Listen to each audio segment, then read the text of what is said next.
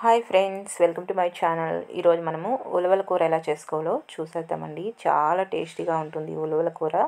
Rayalaseema special. వేడి వేడి రాగి సంగట్లకి టేస్ట్ అయితే అదిరిపోతుంది. ముందుగా ఇక్కడ నేను కొద్దిగా ఉలవలు తీసుకొని లోపల ఏమైనా రాళ్ళు ఇలాంటివి ఏమైనా ఉంటే అన్నీ కూడా క్లీన్ చేసేసానండి. ఇప్పుడు స్టవ్ మీద ప్యాన్ పెట్టుకొని స్టవ్ వెలిగించుకొని ఈ ఉలవల్ని బాగా దోరగా వేయించుకుందాము. ఈ ఉలవలంతా దోరగా ఫ్రై అయితే మంచి స్మెల్ వస్తాయి, టేస్ట్ కూడా బాగుంటుంది. మా చిన్నప్పుడైతే ఇలా ఉలవలు దోరగా వేయించి లైట్గా సాల్ట్ వాటర్ చల్లేసిస్తే అలాగే తినేసేవాళ్ళము. చాలా టేస్టీగా ఉంటుంది అలా తిన్నా కూడా. ఈ విధంగా ఉలవల్ని దోరగా వేగేటట్టు వేగనిచ్చుకోవాలి. ఇలా దోరగా వేగితే టేస్ట్ అయితే చాలా బాగుంటాయి, వాసన కూడా చాలా బాగా వస్తుంది మనకి. ఈ విధంగా తిప్పుకుంటూ మాడనివ్వకుండా వేయించుకొని పక్కన పెట్టుకుందాం. ఇప్పుడు మసాలా చూసేద్దాం. ఇక్కడ నేను వేయించుకున్న పల్లీలు 2 టేబుల్ స్పూన్, తెల్లగడ్డపాయలు, అలాగే ఆనియన్స్, ఫ్రెష్గా ఉన్న కరివేపాకు రెమ్మలు తీసుకున్నాము. అలాగే ఇక్కడ చింతపండు, ఒక చిన్న నిమ్మపండు సైజ్ అంత చింతపండు వాటర్లో నానబెట్టేసి దీన్ని కూడా గుజ్జు తీసేసి పక్కన పెట్టుకున్నాము. చాలా టేస్టీగా ఉంటుంది, సింపుల్గా అయిపోతుందండి. ఇప్పుడు ఒక మిక్సీ జార్ తీసుకొని ఇందులోకి వేయించుకున్న పల్లీలు, తెల్లగడ్డపాయలు యాడ్ చేసేసుకున్నాము. నేనైతే కొద్దిగా చేస్తున్నాను అంతే కర్రీ ఇక్కడ. మీరు ఎంత కావాలన్నా ఇదే ప్రాసెస్లో చేసుకోండి. అలాగే ఒక 1/2 టేబుల్ స్పూన్ అంత పసుపు, అలాగే రెడ్ చిల్లీ పౌడర్ని నేను ఇక్కడ 1 టేబుల్ స్పూన్ వరకు యాడ్ చేశాను. మీరు స్పైసీ ఎంత తినగలరో చూసుకొని దాన్ని బట్టి యాడ్ చేసుకోండి. అలాగే ధనియా పౌడర్ ఇక నేను 3/4 టేబుల్ స్పూన్ వరకు యాడ్ చేశాను. ఈ విధంగా యాడ్ చేసేసి ఇందులోకి చింతపండు వాటర్ని యాడ్ చేసేసుకుందాం. ఇందాక నానబెట్టాం కదా, ఆ చింతపండు వాటర్ని ఇందులో యాడ్ చేసి మెత్తటి పేస్ట్ లాగా మిక్సీకి పట్టేసుకుందాము. ఇది మిక్సీకి పట్టి ఈ చింతపండు లోపల గుజ్జంతా కూడా తీసేసి పక్కన పెట్టేసుకున్నానండి. ఇప్పుడు మిక్సీకి పట్టుకున్నాం కదా, ఈ విధంగా మిక్సీకి పట్టుకొని దీన్ని కూడా పక్కన పెట్టేసుకుందాం. ఇప్పుడు ప్రిపరేషన్ చూసేద్దాం. స్టవ్ మీద ప్యాన్ పెట్టుకొని ఇక నేను 1.5 టేబుల్ స్పూన్ వరకు ఆయిల్ని యాడ్ చేశాను. ఆయిల్ హీట్ ఎక్కిన తర్వాత ఆవాలు ఒక 1/2 టేబుల్ స్పూన్ వరకు యాడ్ చేసుకోవాలి. ఈ ఆవాలంతా కూడా చిటపట్లాడేంత వరకు వేయించుకుందాము.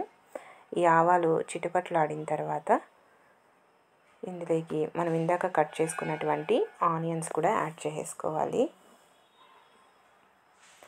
ఆనియన్స్ అలాగే కరివేపాకు రెమ్మలు కూడా యాడ్ చేసుకుందాం.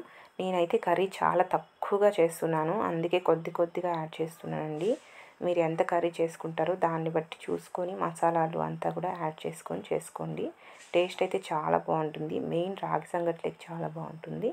ఈ విధంగా ఇదంతా చక్కగా ఫ్రై అయిపోయిన తర్వాత ఇందాక మిక్సీకి పట్టుకున్న ఈ మసాలా అంతా కూడా ఇందులో యాడ్ చేసుకొని ఒకసారి కలిపేసుకోవాలి. ఇదేం వేగాల్సిన అవసరం లేదు, జస్ట్ ఒకసారి ఇలా కలిపేసుకుంటే సరిపోతుంది.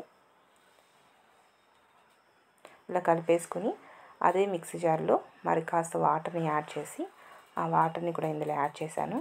అలాగే చింతపండు పులుసు ఉంది కదా పక్కన పెట్టుకున్నాం, కొద్దిగా ఈ చింతపండు పులుసుని కూడా ఇందులో యాడ్ చేసేసుకోండి. చాలా బాగుంటుంది కర్రీ, పుల్లగా కారంగా మధ్య మధ్యలో ఉలవలు నంచుకుంటూ రాగి సంగట్లోకి తింటే టేస్ట్ అయితే చాలా బాగుంటుందండి. మీరు ట్రై చేయకపోతే ఈ కర్రీని మీరు ఒకసారి ట్రై చేసి చూడండి.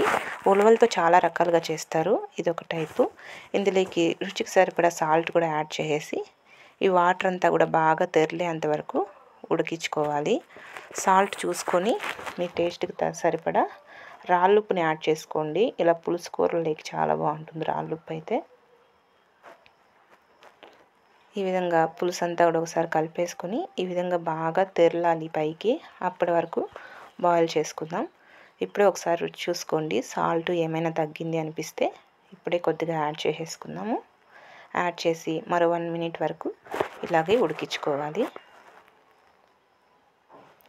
ఇలా బాగా పొంగుతూ ఉడుకుతూ ఉంది కదా, ఇప్పుడు ఇందులోకి మనం ఇందాక వేయించుకొని పక్కన పెట్టుకున్న ఈ ఉలవలు ఉన్నాయి కదా, ఈ ఉలవలను కూడా ఇందులో యాడ్ చేసేసుకుందాము. ఈ ఉలవలు యాడ్ చేసేసి ఎక్కువసేపు మనకు వేగాల్సిన అవసరం లేదండి. జస్ట్ ఒక 2 నిమిషాలు అలా తిప్పేసుకుని స్టవ్ ఆపేసుకుంటే సరిపోతుంది. ఇవి మెత్తగా అయితే అంత బాగోదు. ఇలా ఉలవలు యాడ్ చేసిన తర్వాత ఒక 2 నిమిషాల పాటు ఉడికించుకొని స్టవ్ ఆపేసుకుంటే మనకి ఉలవలు తినేటప్పుడు కొంచెం గట్టిగా పంట కింద తగులుతూ ఉండాలి, అప్పుడే బాగుంటుంది.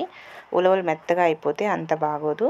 ఈ విధంగా ఒక 2-3 నిమిషాల పాటు బాగా ఉడికించుకొని స్టవ్ ఆపేసుకొని వేడి వేడి రాగి సంగటిలోకి ఈ పులుసు అనేది ఒక గరిటె వేసుకొని తింటుంటే ఎంత సంగటైనా కూడా తినేస్తాము, అంత టేస్టీగా ఉంటుంది. రాయలసీమ స్పెషల్ అండి. మీరు కూడా ఒకసారి ట్రై చేయండి. ట్రై చేసి నా వీడియో కనుక నచ్చితే నా ఛానల్ని తప్పకుండా సబ్స్క్రైబ్ చేసుకోవడం మాత్రం మర్చిపోకండి. Okay friends, bye.